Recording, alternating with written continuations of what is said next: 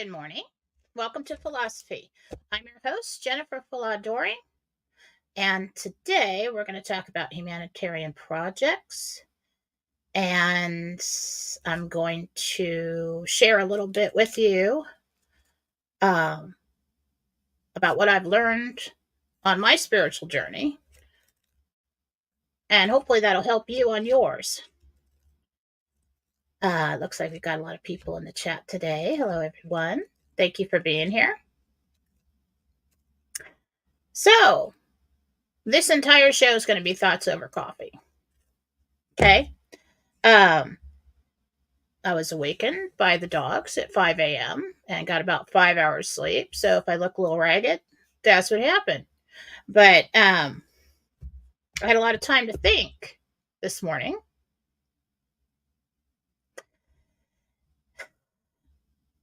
And soon we're coming up on the time when people will begin working on humanitarian projects. The humanitarian spirit will have the means to be who they really are and to give.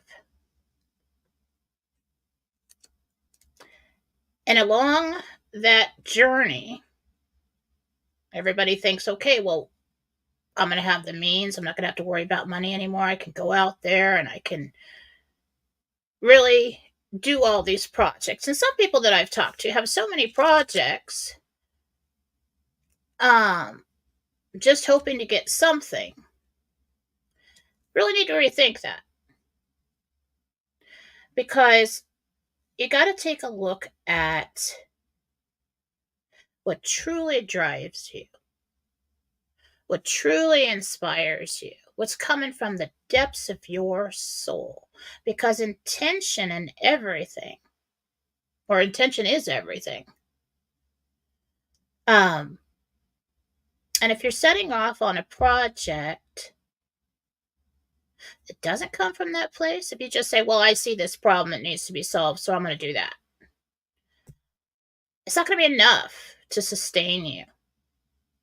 You're not going to be as successful as choosing something that is truly like your soul vocation, that truly drives you.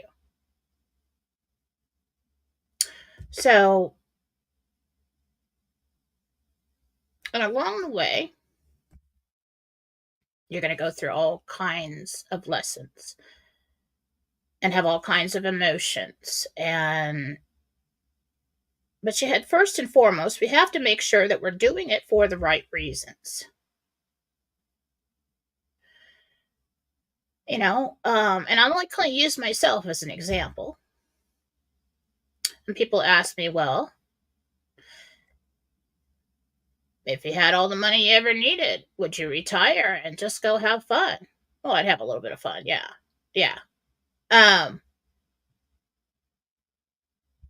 But I'm already doing my humanitarian project. I'm bringing people closer to God. I'm trying to wake them up to understand that they've never been alone and that the programming of society in an attempt to control God through you stands in the way of shining fully. But if I were to have all the money that I could ever need, yeah, there's no way I can just stop being me. I'd be, if I didn't have these outlets to talk to you or to talk to people or to do the healings or to do any of that, I'd be standing in line at the grocery store and talking to everybody there. It would come out one way or another. And for whatever reason, stepped onto this path a long time ago, but it's kind of always been who I am. And that's what you really need to look at. Take a deep look down inside you. What really drives you? The root of it. What is it? What is it that you want to do? Like for me, you could say, as somebody asked me a long time ago. Well, my mom told me a story a long time ago that her father, Papa, told her famous one-liners from Papa that in life, all you really need to do is find the one good thing, the one thing that you're really good at, and do that. And devote all your time and effort and schooling and everything to that. And if their direction in that should fail, there's always another way that you can still do that. And so somebody I remember when I was dating, when I was single before I got married a while ago, somebody asked me, what is it that you really do well? I'm like, well, no, that's pretty mediocre. I guess that's acceptable. And I really thought about it. And I was like, I really know how to love. I mean, that's been the root in every situation. The times that I've held back, the times that I've given, what drives me forward is pretty much try to be the best I can to those who will accept it. And life, as hard as it is, time and time again, I've found that most people aren't appreciative of that. And there's nothing you can do. I asked Jesus one time,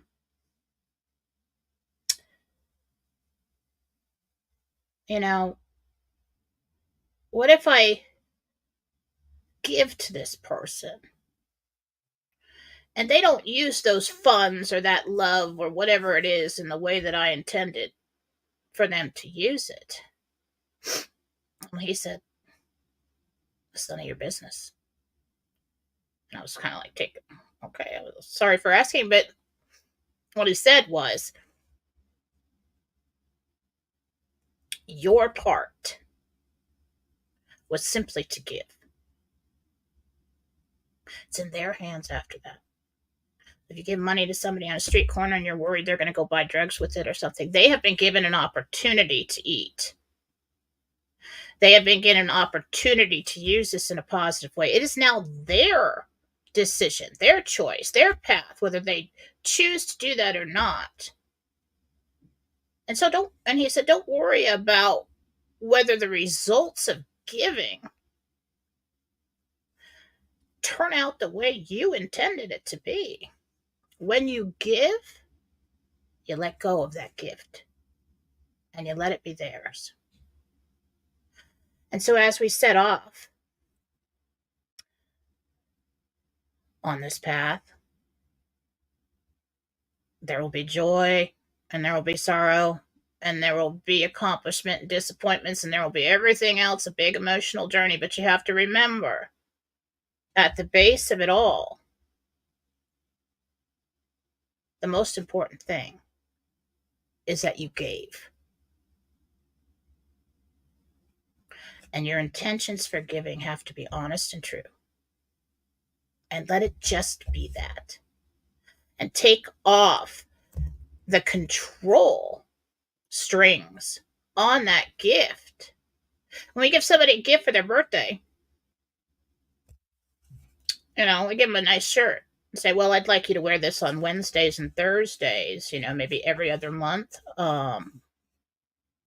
Between these hours and that hours, and, I'd like you to wear it with this pants and do your hair such a way. We don't do that.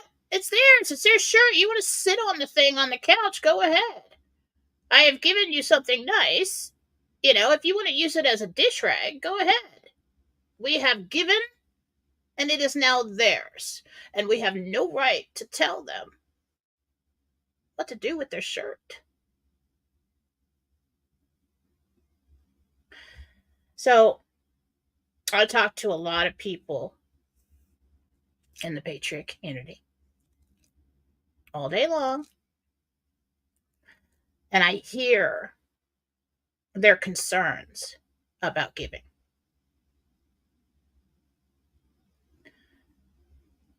So don't worry about that. Let that be in their hands. Let that be in God's hands. When Jesus came, and I asked him one time, so if you're Jewish and you're worried about me talking about Jesus, I'm going to talk about Jesus. I'm going to sing his praises. I'm going to talk about Jesus, and it's not going to change, all right? But I asked him one time, so let's clear this up right away. So if you're not going to Jesus, go to God. Who did Jesus go to? God. Did Jesus come to the earth to sing his own praises? Absolutely not. He came to remind you you're loved by God. Root of the entire experience. I asked Jesus one time, I said, well, what about Jewish people? Because I had a real problem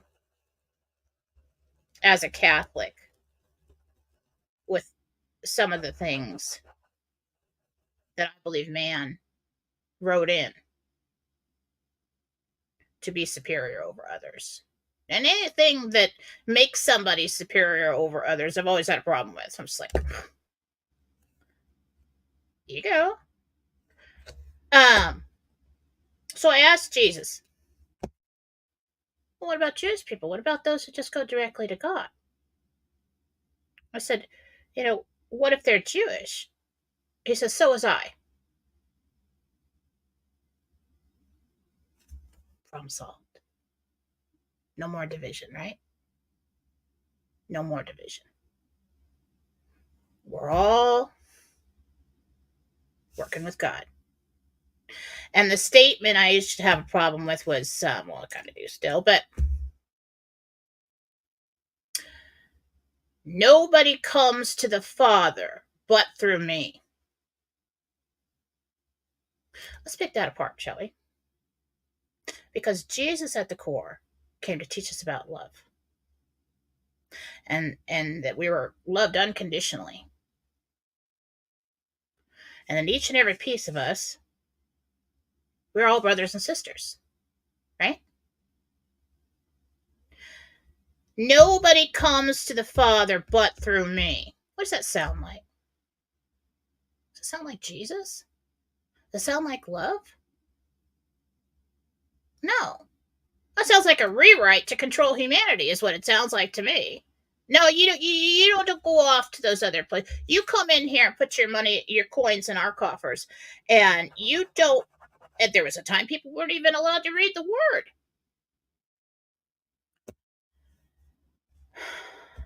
Now feel the energy of that statement. It's control. That is human. Now listen to this statement. This is what I think he really said. At the time that he came, people felt that they were worthless. They were dirt. They would not be accepted. They were bad and lowly and peasants and only the rulers or whatever were divine. They do so much just to be accepted that there's no possible way God would love me. And so I believe what Jesus said was, if you feel you're unworthy to come to the Father, then come through me. Did you feel that? That's love. That's the difference. And people over time have been convinced by society that it is so hard to be accepted, that it is so hard to be loved. And people with a humanitarian spirit suffer a lot because, and then some of them become hardened and they learn, I can't keep giving, I can't give love to that person because that person really hurt me. They took advantage of that. Or why do I give so much out and nobody gives anything back? Should I suffer for this? Did Jesus suffer? Yeah. Did he have to? No. No. There will always be villains.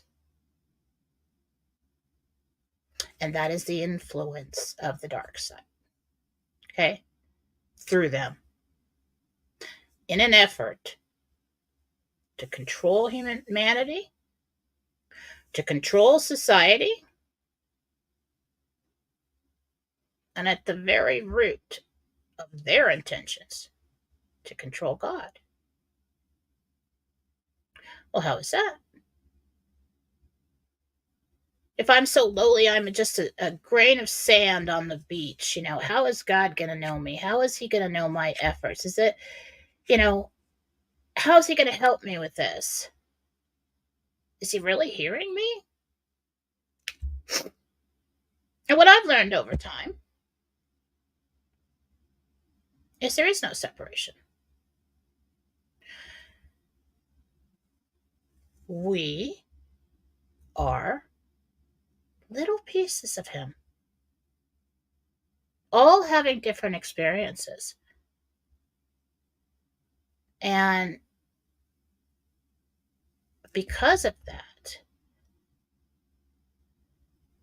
he is you. He is feeling every pain, every joy, every tasting, and everything that you are experiencing, God is experiencing along with you. He has never been absent. And when you turn away from God or even deny God, why does your life get so bad? Because you are experiencing that separation fully.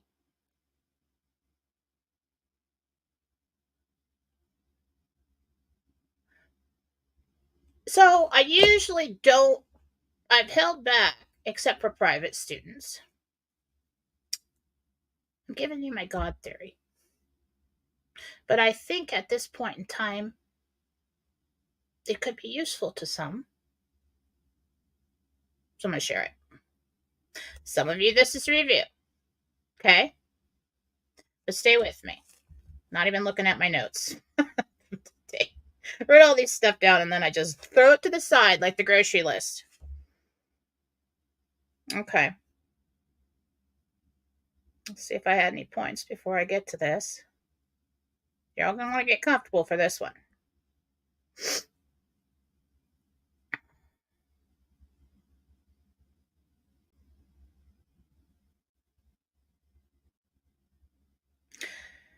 One thing that has come up time and time again for me, and not to toot my own horn, okay? But I have become aware over time of who I truly am, and that's not some great whatever. I am love. And all the suffering is that I've gone through is because I can't understand why other people aren't and that they wouldn't like be that too. And people ask me, well, why is it that you can do the things that you do with the healings and like get the answers and all that stuff? And it's like, well, because my intentions are true. I mean, I honestly want to. I honestly like for the people, like help me get the answers, like it has to be about them when you're healing somebody. In that moment, you have to love that person. You have to get out of your own way and put all your judgments and everything else aside. And the soul comes in all beaten and battered and everything else. And that is none of your business. Just like the person on the street corner you gave a 20 to. It is about your true, divine intention for that person. And I have a very strong faith. I don't just believe, I know. And I try to keep ego out of it. Yeah, I get all excited when it works, and I get something right. And then I'm like, well, stop that. Stop it. Stop it. Don't be all egotistical, just. But I do get all excited when I hear about the healing and things like that. That's human. You just want to do a good job. But I battle fear and doubt like everybody else. And the one thing, I write this down so I don't, I like to trail off. I'm getting back to it. Hang on.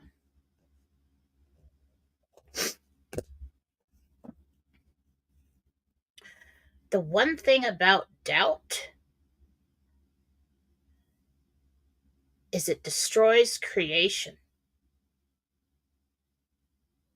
We're creating, and we're pairing up with the big piece that is God as a tiny little sliver that is God to create the healing for somebody else with the truest divine intent. And then you leave it in their hands. You try your best. And why did I know that this is possible? I didn't. A lot of it hit me by surprise, but my intent was there, and the idea is that why not? Loved unconditionally, God can do anything. Believe that. Try your best, and that's what it's about. And like I don't know, 30 years of learning. So I battle fear, I battle doubt, I battle all those things just like you do. You guys have watched me for years now go through my spiritual journey on screen, and many of you have gone through yours, and nobody saw it. But that knowing that you're connected, and knowing and accepting and stepping back from the doubt and allowing yourself to be loved by Him, and believing that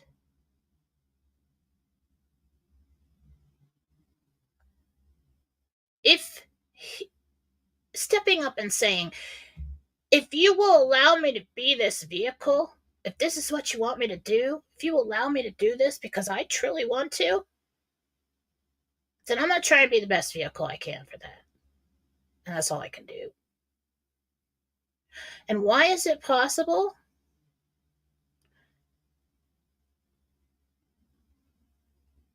Because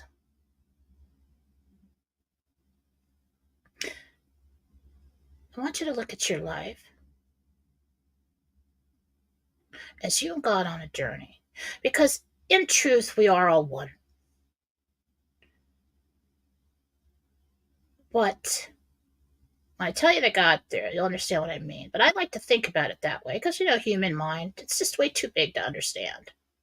It's all very, very complicated, but yet very simple at the same time. And for some reason, one of the things that I'm good at is taking a very complicated subject and making it childlike, very simple. And so that's how I'm going to do it.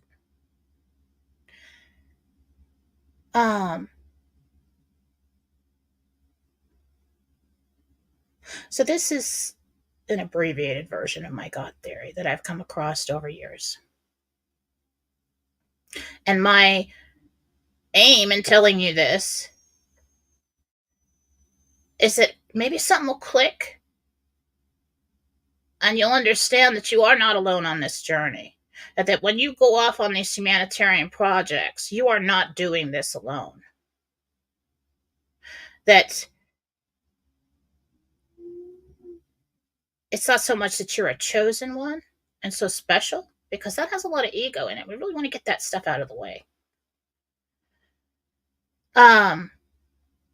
It's that you volunteered, and it's the beauty that's inside your spirit that will drive you forward, and you will share that with those that you come in contact with. So in the beginning, story time. Let me take a drink before I get started. In the beginning, there was God. And I want you to picture God out in the middle of nothing. And it was explained to me in this way.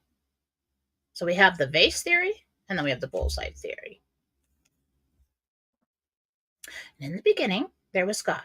And I picture him as a giant illuminated lead crystal vase, very ornate and full of all the knowledge that there ever was and there ever could be. Just hanging out there in the middle of blackness. Okay? Very simple way to explain something very complicated. And God said, well, here I am, all knowing. But am I? Because I am aware of something called experience. And if it's just me and nothing else, how do I experience? And he thought about it. And he made a decision. And the thought, not the word, thoughts come before words, don't they? We have a thought and we translate that into language. And we say the word in our head and then we speak it. Everything is created with thought. And the thought was to create, to experience. And so the thought of creation was born. And I want you to imagine as if this giant crystal vase, you slam it down on a concrete floor and it busts in a billion pieces, okay? Well, not all the pieces are the same size. And there is always a base.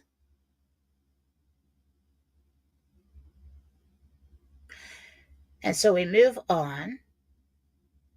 Well, we move on to the bullseye theory. So we've got the base at the middle. We've got all these pieces. And so God thought, I will separate myself into pieces. And I will have to forget that I am me in order to go out and to be these pieces. So that I can experience and interact. And I will give them all of the ability to create and freedom of choice and free will, because they will need that in order to forget that they are me and to go and be the pieces that they will become. And then I will have the experience to go with the knowledge. And then I will be fully all-knowing. And so God separated himself. And I want you to think about like a dartboard, a bullseye. He is the big piece in the middle of it all. The unmoved mover. Okay?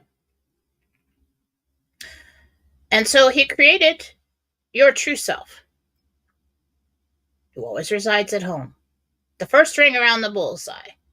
And he said, well, every separation of self must exist at a different vibrational level, spectrum. And he would create a playground in which to create an experience for those pieces. And so you have the seventh heaven and what they call the Garden of Eden, the seventh level of heaven, where everyone's true self resides, the bigger piece of you. And because you were given and you have this unquenching desire to experience and to create, those pieces as well can create a piece of themselves. And it goes on and on and on and on. And that's probably why everything's happening at once. But you've got the big piece in the center. And you've got, and every time that soul separates itself, it has to exist in a different vibrational spectrum from itself, or it'll get sucked back in to the original piece. And so we've got the dimensions. These are dimensions. And so each dimension out from the bullseye is a lower vibrational spectrum, because in the middle is the highest of vibration, the biggest piece of God, the unmoved mover. What is Jesus? Big piece, bigger piece. He is the masculine vehicle in which God moves around in. Big piece that he does that in. We, right here, right now, little sliver. Little sliver. So it goes on and on and on. And where we're located right now, I'd say would be ground zero. And probably because that's where we're standing. But the vibrational level, the further you move away from the source, think about a campfire. The closer you are to that, the hotter it is. Okay? The more light there is. The further you move away, the less and less you feel it. Is that it's also why people don't have to eat in heaven? They don't have to sleep, because they have such a high concentration, a high level of that light of creation that provides everything that you possibly would need. And you don't have to replenish that energy. We're located at the battleground dimension. Okay? The dimensions that are a lower vibrational level than ours, it's what you call the dark dimensions, okay? And it gets worse and worse and worse. So from where we stand, if you were to put two mirrors up against each other and take a look how it repeats and repeats and repeats and repeats, that's probably what's going on. I think that's more into realities, but I haven't learned everything about that yet.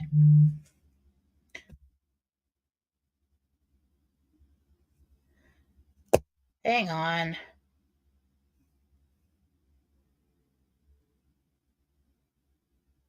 Ugh. Hang on. Kid's having a problem. We can fix it, don't worry.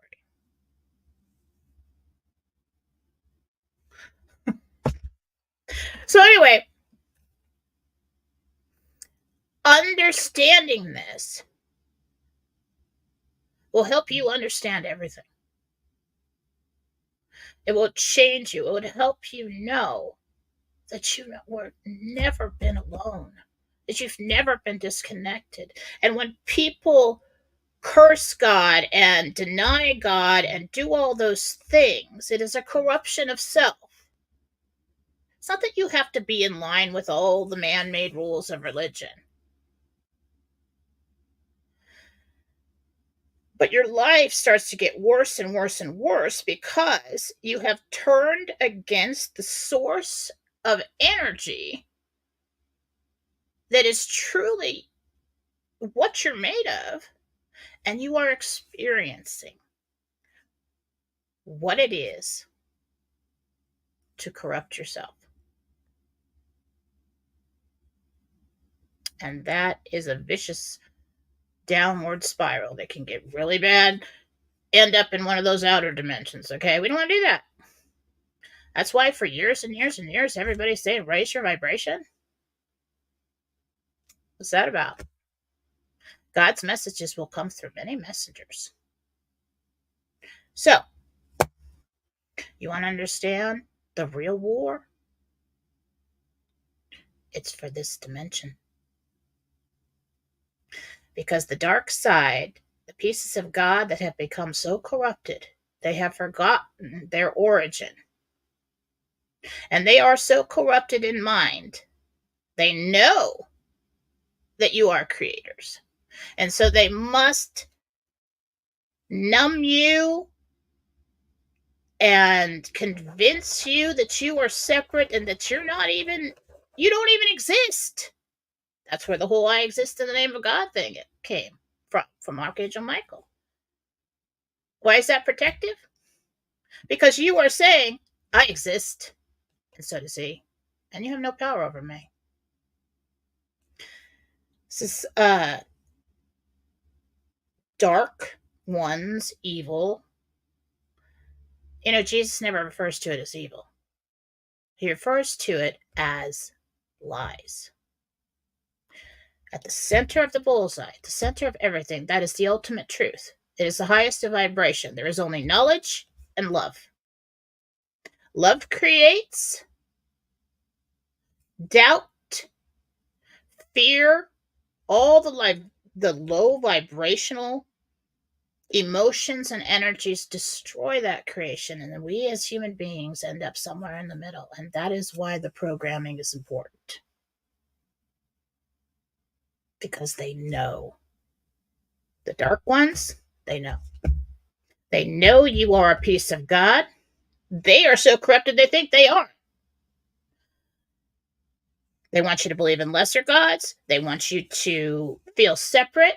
They don't want you pulling in more of that light. They don't want you raising that vibration, because they've created these shadows to block it from coming in. And now what's happening to your body? You're starting to get sick. You're depressed. They're trying to get as many as they can. They're trying to corrupt as many pieces of God, because they're so insane that they think that they can conquer every ring of that dartboard all the way to the middle and conquer God through you. And so if you really want to help the effort, and you really want to go out to help people, you cannot be effective alone.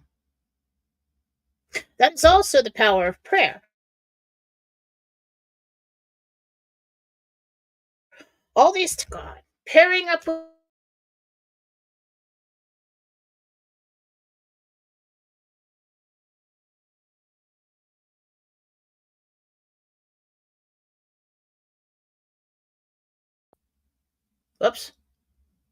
are creating. So when you pray for somebody,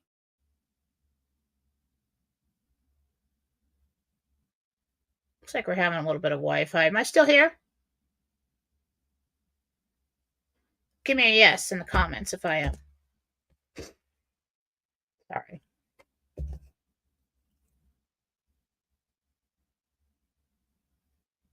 Am I here now?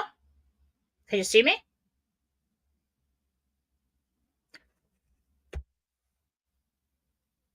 Well, I'm not going to allow Darkseid to do that again.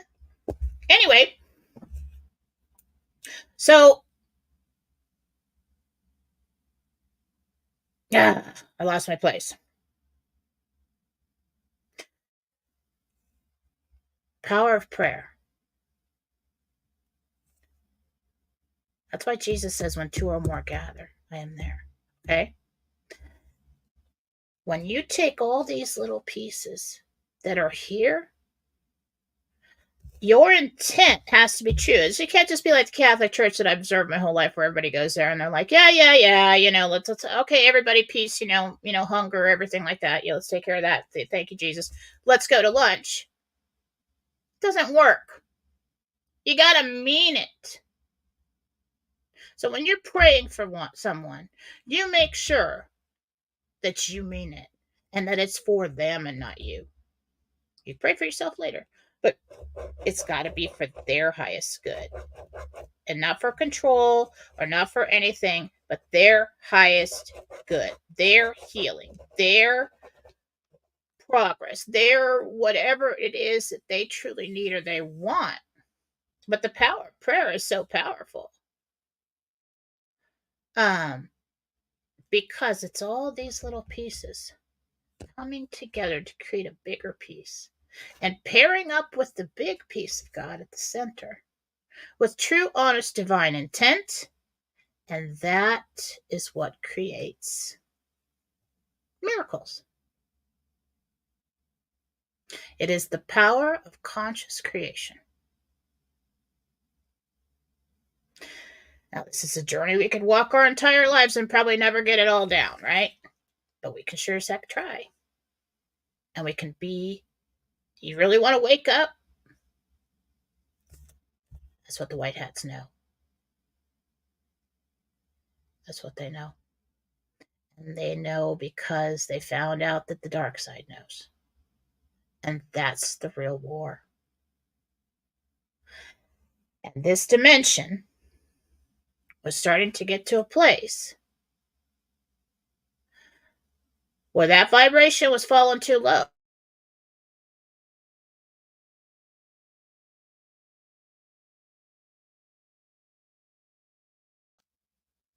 That's really annoying. Where that vibration was falling too low, and whenever that happens, something like this happens, there's a shift. We have to not allow that to happen. They can't keep chipping rings off of this dartboard and get to the center. Well, they could never get to the center because once you get to the higher vibration, so they try to corrupt each dimension and lower that vibration and make it their own. Can't let that happen here. That's why this is happening now. So when you set up on your journeys, the way that we can more positively create is we need to think about our life like this. It's you and God on a journey. You come in alone and you leave alone, is what they say. Maybe physically. Never been alone. Never been disconnected. So you want to think about it like this. So imagine yourself in your car. And the car is your body. And you're the driver. And your perception is that you're in the car alone. And you don't really know how this thing works, and you're really not sure if you're putting the right fuel into it. But you know, if you push this and you turn that, it goes. And everybody's driving on their journey, and, they're dodging rocks and taking wrong turns and getting back on the highway and everything else, and they don't know what the heck they're doing. And they roll down the window and they look over to the next guy and they say, "Hey, do you know where you're going?" And the guy said, "I don't know where. I'm following this guy." And that guy drives off a cliff. And you're like, "Okay, we're not doing that." I don't know where to go, and you're looking through the windshield, which are your eyes, and the side windows are your ears, and in the trunk you got all your baggage.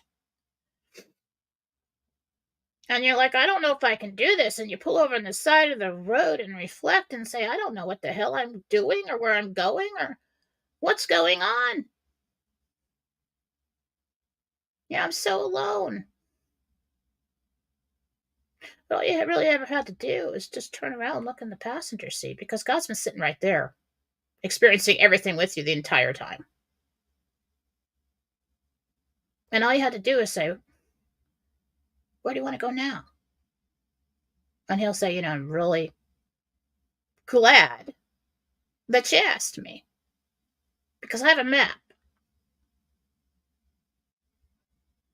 Tell me where you want to go, and I'll show you how to get there." And it's as simple as that. Now, we still have to drive that car. We still have to brake and accelerate and turn. But we've got our guides sitting right next to us.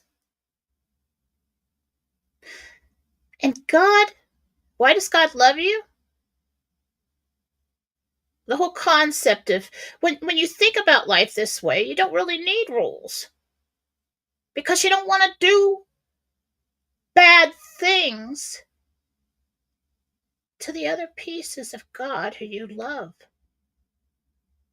And that's what I've always struggled with. Like when somebody does something really nasty, and I'm like, why would you even want to do that? I mean, I can't even comprehend it.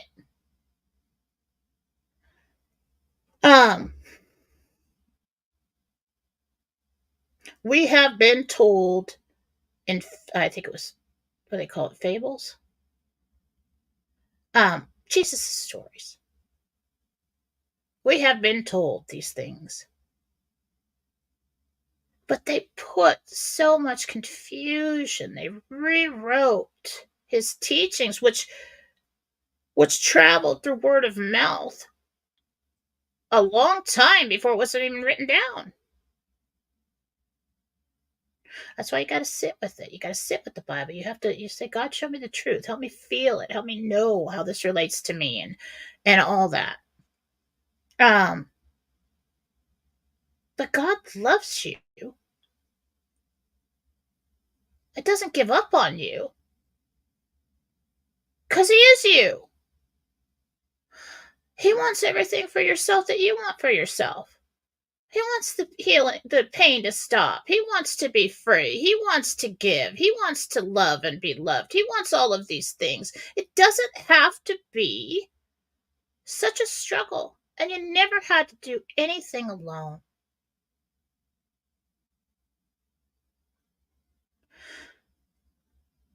And this concept is very big, given to me in a very simple way. And if we are truly creators, which we are,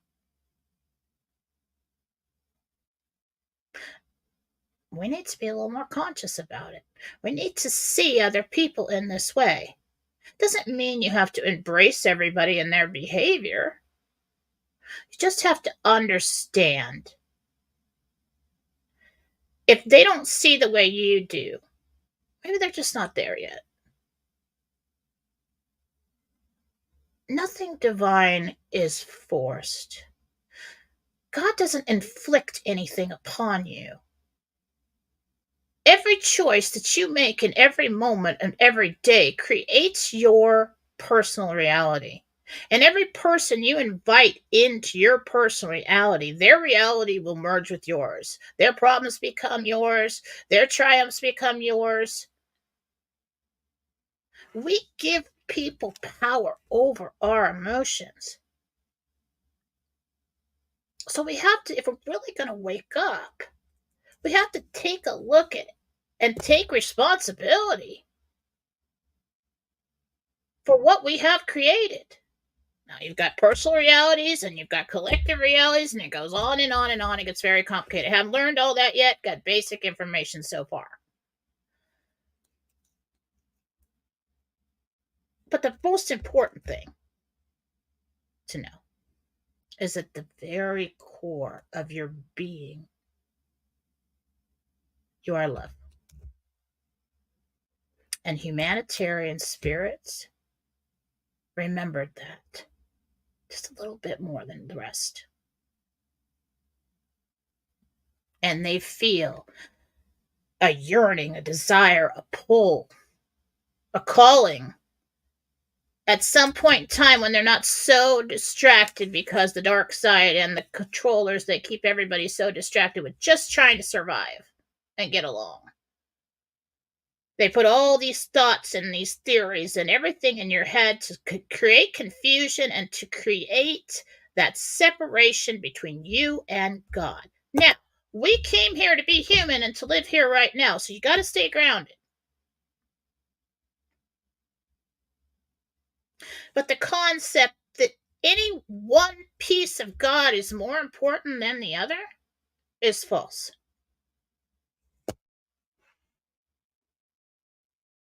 The concept that maybe if you're good, He'll see you and He'll remember who you are is false.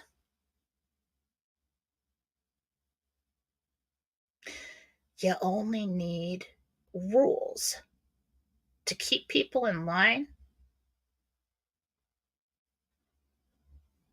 because of these falsehoods, because of the separation theory that has been so embraced, and because of the vibrational level of the ring that we live on. This is common ground. Angels told me dark side was never supposed to be here, that they broke in, and they have tried to corrupt humanity ever since.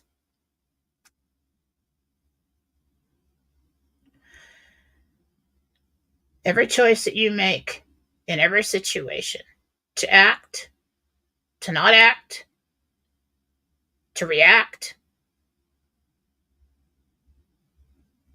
has a ripple effect to it. So if you have to be the bigger one when somebody is not, we always protect ourselves. Survival, right? From the aggressors, from those who are attacking us, and that is okay. You can stand up for yourself and yours. But if it comes to a place where you become the aggressor out of revenge, you take a look at your motives. Take a look at your true divine intent. Where's this coming from? Is it jealousy? Is it ego? Is it control? Is it rage? Is it anger? Is it insecurity? The way I'm reacting? Next time, take a look at somebody else and maybe ask yourself about why they're reacting that way. Why are they acting that way towards me? Tune into that. See if it feels like one of those, and if it is, then we just understand. We state our case. Well, that's false. Mm-hmm. That's it. Now, if somebody keeps attacking you, of course, you go to prove yourself or whatever.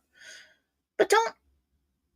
Some of us spend so much time endlessly trying to prove ourselves to other people who would never even accept it anyway if it made sense to them at all, because they are against you because whatever you're doing or whoever you're being is highlighting some fault in them.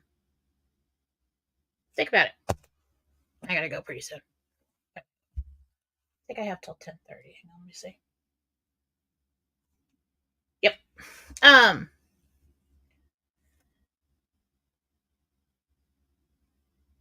If you walk into a dark room, and this tell you about the prayer, power of creation. If you walk into a dark room, let's say a bedroom, and you got a little candle, does it illuminate the room?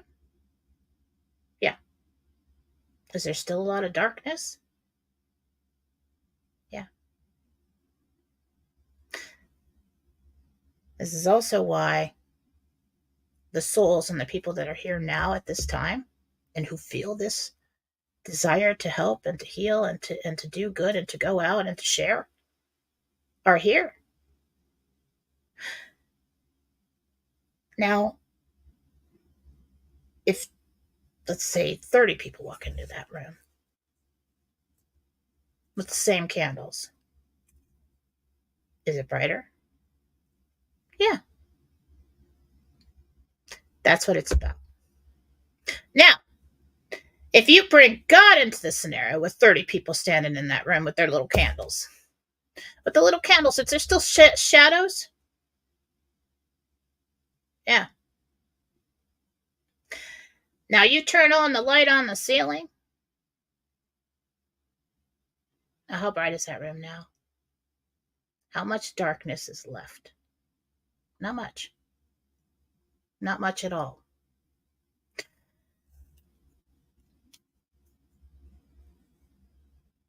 You can only have a shadow when something blocks the beam of light. And that's what's been happening here on Earth. As the dark side has tried to create so many blocks in your beam of light that is your true essence coming from God to you. And what are those blocks? So that it creates confusion and it dims you.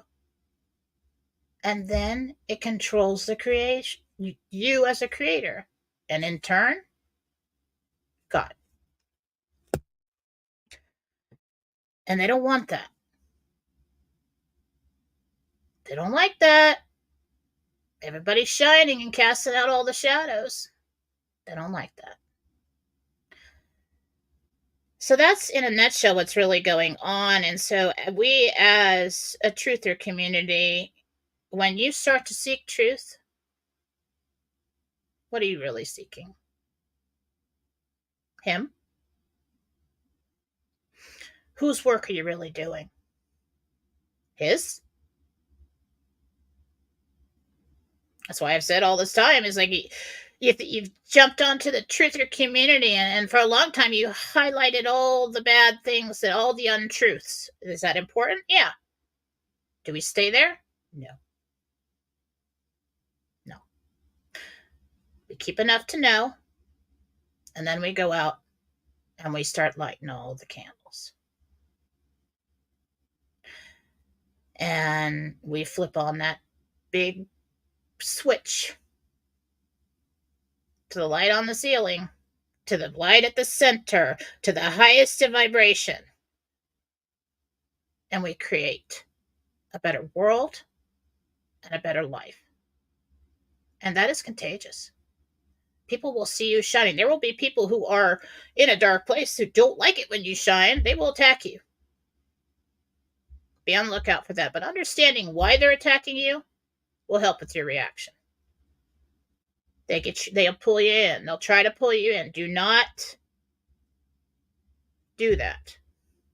As much as you can. You might momentarily. I am guilty of it. Like, no. Let's get back to a place of wisdom, okay? So what you got to know is it's not so much that you've been chosen. Nothing's been like, okay, you go out into this life and you will do this because I say so and I command it. Nothing divine is force. We have been given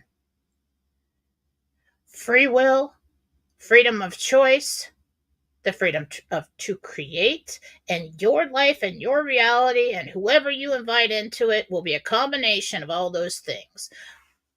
Love creates. In healing, in life, in decisions, darkness destroys. And somehow, as human beings, we end up somewhere in the middle.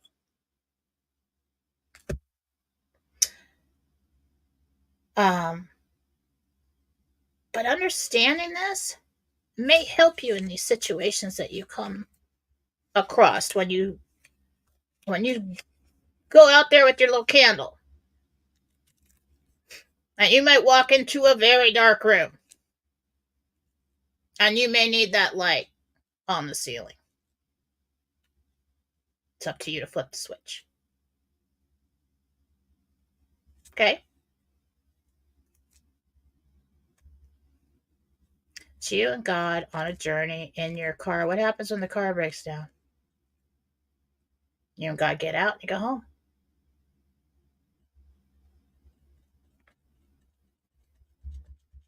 That's the truth. So, God was never a vengeful God.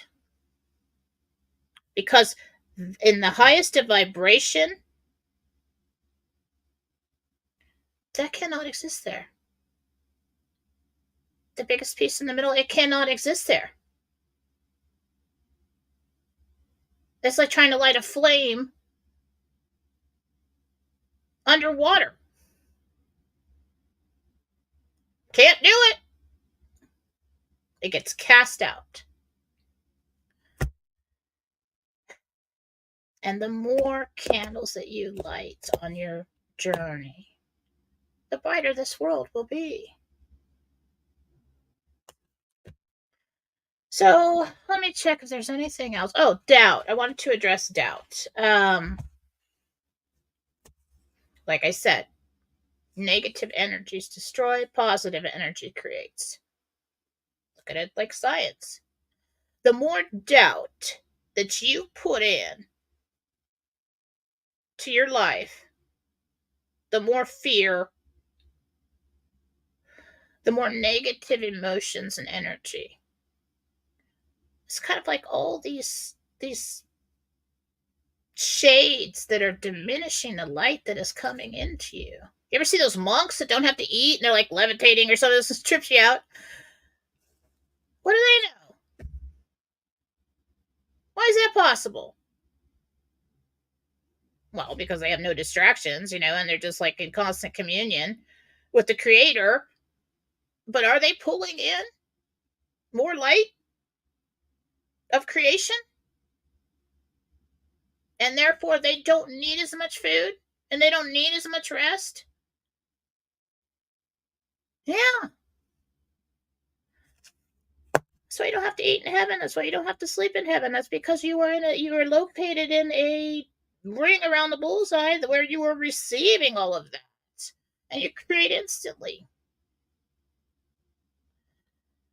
That's the struggle of being here now, but it doesn't have to be so hard.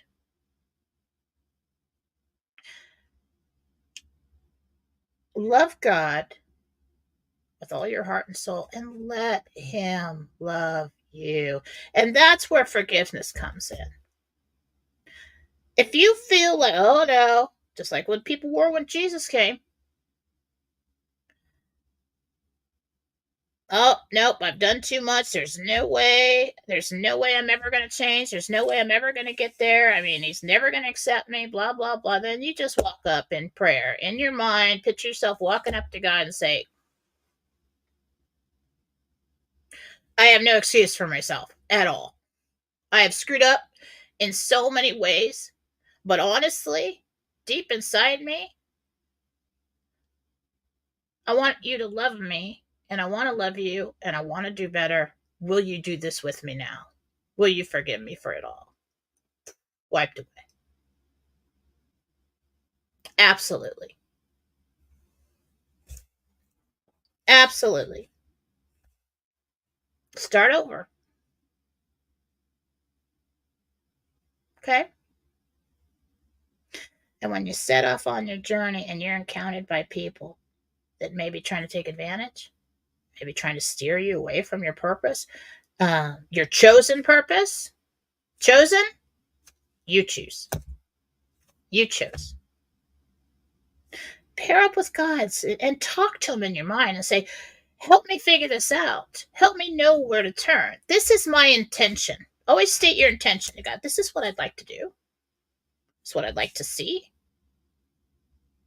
Thank you for giving this to me. Thank you for helping me do this. B, thank you, God. Create it.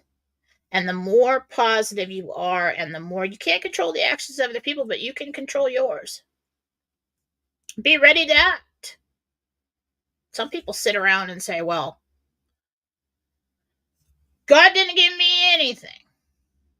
Well, yeah, you lazy slob. You sat on the couch, you quit your job, and then you didn't pay the bills, and you expected God to miraculously stop humanity from coming after you in an environment that you knew you had to pay bills in, and you had to work in, and you had to do all these things.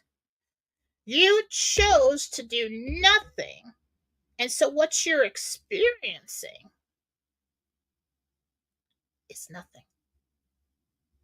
You chose not to face your problems head on, and so what you're experiencing is the snowballing of those problems. You chose to be angry and mean and vengeful to people, and that is a ripple effect that has come back to you. You chose it all.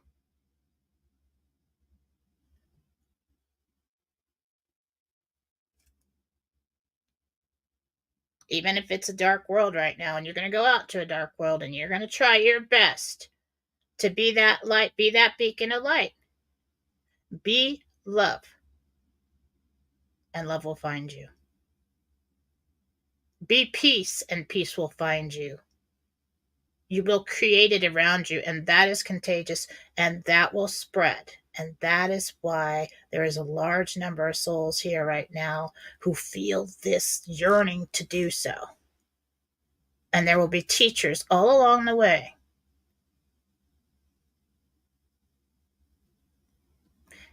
We can make this more like heaven on earth. And it starts with you and me and everybody else. So,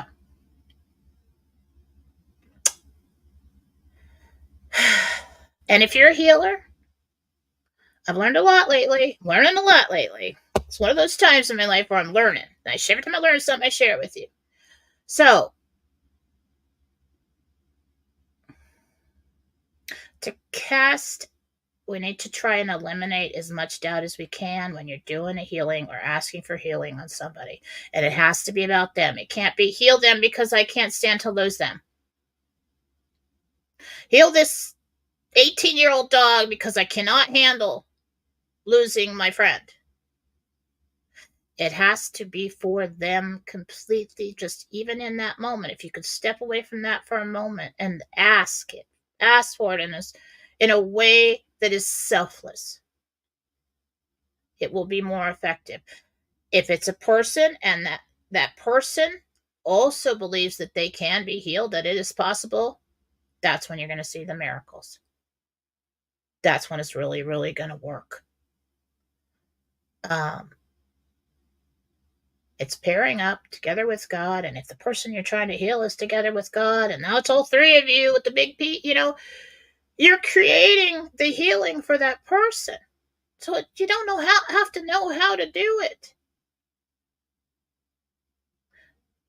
The most powerful thing that I have learned is to say, in the name of Jesus Christ and God the Father, this body is clean.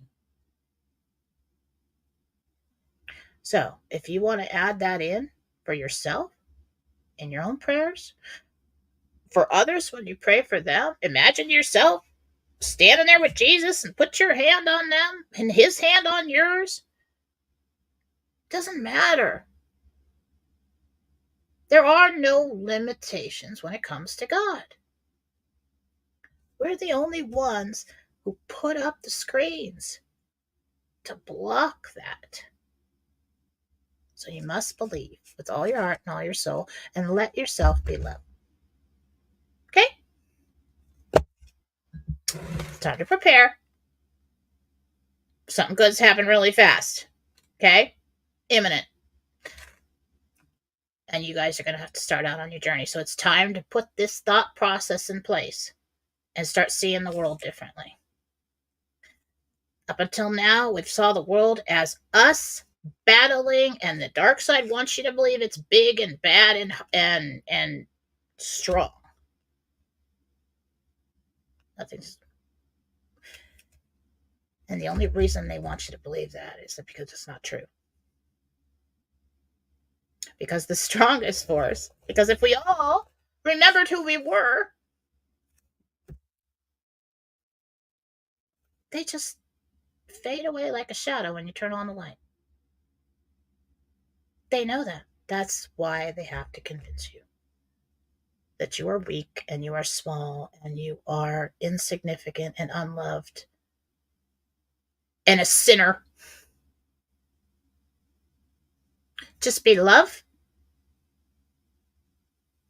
and do it with God. Can't go wrong. Okay? All right. Getting off the soapbox. I got to get going. But thank you all guys for being here. I don't have new intel other than something's about to happen. I feel it coming. Something's about to happen and it's about to get good. All right. Have a great day. Let's see. Where's that? Bye.